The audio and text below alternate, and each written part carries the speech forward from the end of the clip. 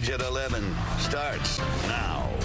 Tonight on The Edge, an act of rage caught on camera. A man armed with a bat smashing one window after another at a house in Taylor. Now the target of his anger is speaking out. Here's Fox 2's Dave Spencer. It was quite the sight on Polk Street in Taylor. He walked down the road with a baseball bat and a glove at the end of his bat, walked down the street just like that. The unmistakable sound of a broken window. Every time the glass smashed, and I was like, this is outright crazy in the middle of the day, 1:30 in the afternoon on a sunny day, and this man's with a baseball bat just busting up my windows. All of this happening down a dead-end street near Van Born and Pelham in Taylor at the home of John Curcio. Curcio wasn't home at the time and was, needless to say, surprised to get a call from Taylor police, which prompted him to watch his home security cameras. I never talked to this man. I don't know this man from Adam. He says he doesn't know this man, but that his girlfriend does. Yelled out her name twice, you know, when he kicked in the front door. Whitney! My girlfriend right away started screaming and crying. She recognized who it was that broke the windows and did all this vandalism. Nearly every window on the house smashed. A lawnmower tipped from a trailer. The American flag knocked to the ground. Why would you do this to my home? Why would you do this like this? And I still don't understand. It's a question we were hoping to get an answer to as well. The suspect, Douglas Harland, has been arraigned on one count of home invasion and one count of destruction of property. We attempted to get his side of the story. He told us he does have a lot to say on this matter, but because the case is currently pending, he can't go on the record just yet. He looks like he needs some help. I don't understand, and that's the question that I really need answers to why you did this to me.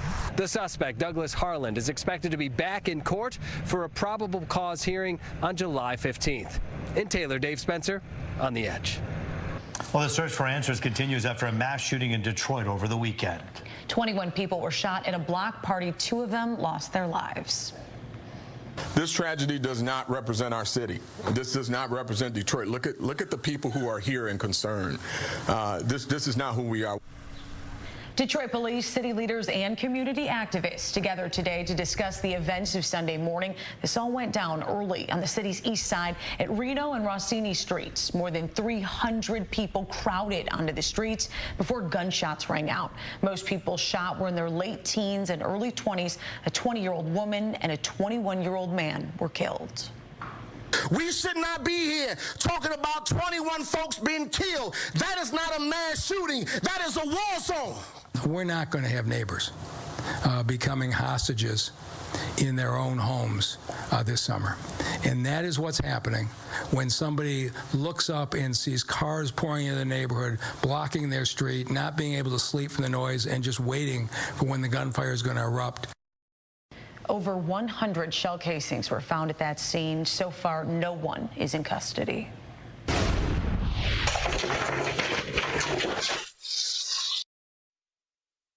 To be alive after a truck barrels right into his house. The crash happened Friday in Sterling Heights. The homeowner says he watched the pickup hit a tree, then plowed down a street and a mailbox before smashing into his garage. Police say the driver suffered a medical emergency but is expected to be okay.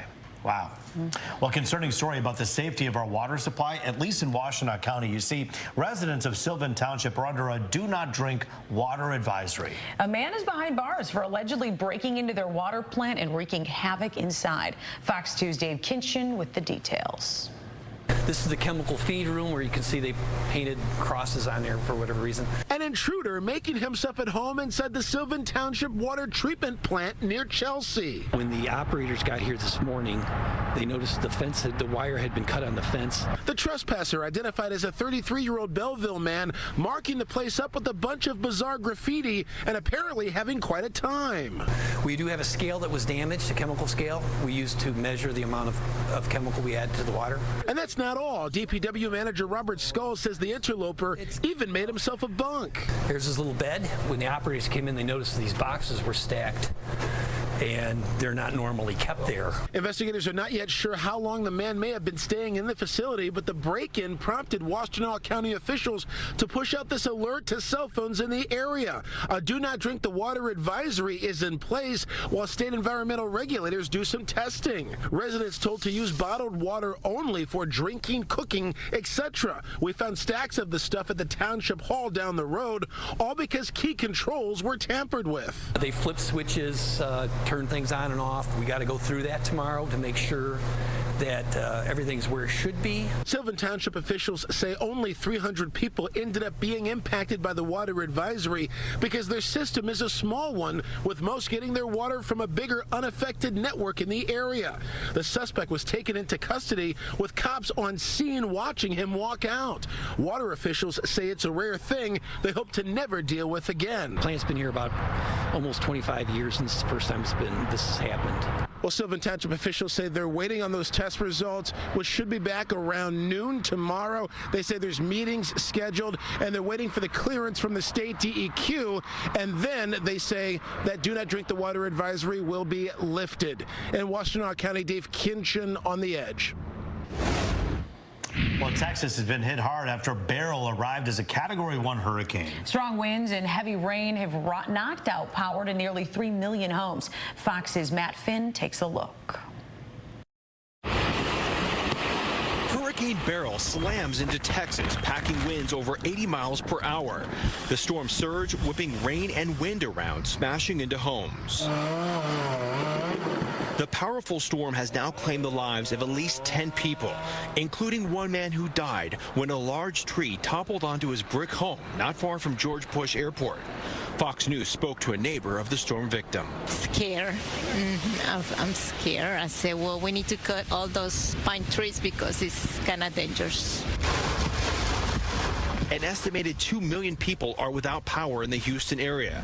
Texas's acting governor is urging people in Beryl's path not to take warnings lightly. This is a major storm for a Cat 1 because it hit directly in a huge population center, and it's done a lot of wind, rain, and damage. And we've also had some tornadoes reported on the ground. Before hitting Texas, Beryl grew to a Category 5, tearing its way through the Caribbean, destroying homes and wreaking havoc on islands in the Gulf of Mexico. While it's now been downgraded to a tropical storm, it's still causing life-threatening conditions as it moves inland. So you have waters meeting each other. The bayous will overflow in Houston. Rivers around Houston are rising above their banks. High waters are quickly rushing through streets and highways. One man sat on top of his truck to escape the water as he waited to be rescued. We don't want people to have first responders put themselves in danger simply because they didn't heed the advice to stay indoors while the hurricane passes. And the latest estimate from Texas officials, nearly 3 million people lost power. It could take days to restore. You could see the swollen Buffalo Bayou behind me. People have been stopping to take pictures. And Port Houston, which describes itself as the nation's largest for waterborne tonnage, says it will be closed Tuesday. In Houston, Matt Finn, Fox News. And Beryl is not done yet. What's left of it actually headed to Detroit. Weather authority Rich Luderman tells us what to expect. Even though, Rich, this thing is now hardly anything, it's still going to have some effect on our weather. A tropical blob is what it is. You can see that low pressure spinning down near Texarkana. Notice the rain through Arkansas up into St. Louis right now, and it's that rain that's coming our way for late tomorrow evening into Wednesday morning especially. We're going to show you what's on radar around here. There are some showers up in Lapeer County, a couple of thunder showers between Jackson and Lansing, but everything's moving off to the north and east, so there could be a stray shower in spots overnight. It was warm out there today, 88 degrees, the official high for us, 89 Cleveland, not as warm up there around Ludington, 80 degrees. So the numbers at the airport, 88 and 68. The average is 84 and 64, so we're 4 degrees above where we should be for today. Still rather warm and muggy out there. 81 over at City Airport, 75 in Pontiac, 74 to our west in Lansing. There was a light flow from the south and southwest. Still on the mild side for Pittsburgh and Chicago. Ludington 72. There's Cincy along the Ohio River. They're at 75. But Fox Futurecast really shows the story. So for the rest of tonight and tomorrow, could be an isolated shower, but there comes that blob of moisture coming up at us from the south. This is 10 o'clock tomorrow evening. Low pressure will be in southern Indiana, and then watch as low pressure sweeps right over during the day on Wednesday. That's what's left of Beryl right there. And the models are putting out some significant rainfall, 1 to 3 inches perhaps here in lower Michigan. The bullseye centered on Battle Creek. But still, it's a lot of rain. Not all of us are going to get 3 inches. I think a lot of us get between 1 and 2 inches. So as a result, some minor flooding, certainly a possibility heading into Wednesday morning, especially. Just a stray shower for the rest of tonight. We're down to 70 degrees. Tomorrow, thankfully, not as hot. We'll top out at 84, but still on the muggy side. And then late Tuesday evening into Wednesday, the rain comes. It's going to stick around. How about the high on Wednesday? Only 75 with the wet weather. Notice down the road for the weekend ahead, much warmer once again, Roop. We'll check it for you starting at 4 a.m. All right, Rich, thank you. We'll talk to you then. A rally at Detroit's Hart Plaza is showing support for Ukraine after an attack today. More than 40 Russian missiles targeting 5 Ukrainian cities. One of the missiles hitting a children's hospital in Kyiv. 37 people were killed, including 3 children. 170 were hurt. Those numbers expected to climb. These acts of terrorism can never go, unpunished. Russia must be truly punished. This was a really evil, evil act. These were children. One baby with cancer died today. Did nothing wrong. It's pretty awful stuff. Just awful. Ukrainian President Volodymyr Zelensky is expected in Washington this week. He's calling for more defense support.